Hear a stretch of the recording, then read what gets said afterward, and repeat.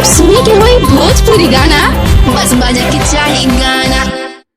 हरे मछली का जैसे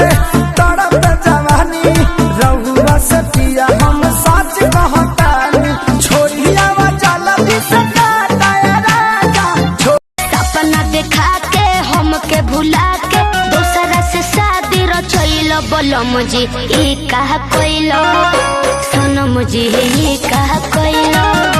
बोलम जी कहतारे बाबूजी ना रहे देह घर में चार बेरी हो रहलिया मेला दिन भर में हो गईनी कंगाल हम तो माल के चक्कर में। ताकदा हमरी ओर जानी करा इग्नोर दिल धड़कता बहुत जोर से हई गजरा लगावल का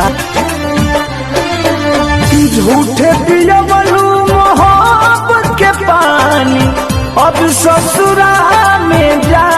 करूं लगल बाधा बेवफा पति देव को सताना अच्छी बात नहीं है। दोपहरिया है राजा अभी रात नहीं है मेहरा रुमाने कोई दाल भात नहीं है जब पगड़ी मुरे था हो हमरा ससुर जी के बेटा हो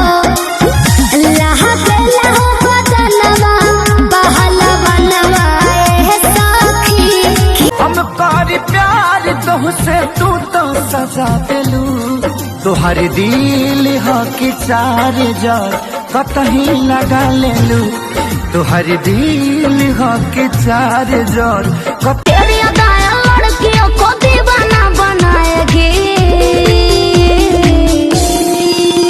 तेरी जैसी हजार आएगी हजार जाएगी मेरी वाली तो मेरी मम्मी कहीं से तू छोड़ के जईबू हो चल जईबू हो हमारा बिना करह पैबू हो रह पैबू हो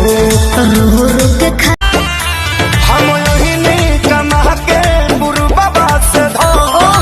देत बाड़ू जखम लगावे है मरहम तोहसे निक बाबा नहा वाला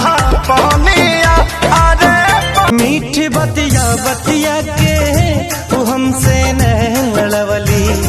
हम न जानत रही कुछ तू हमके प्यार सिखवली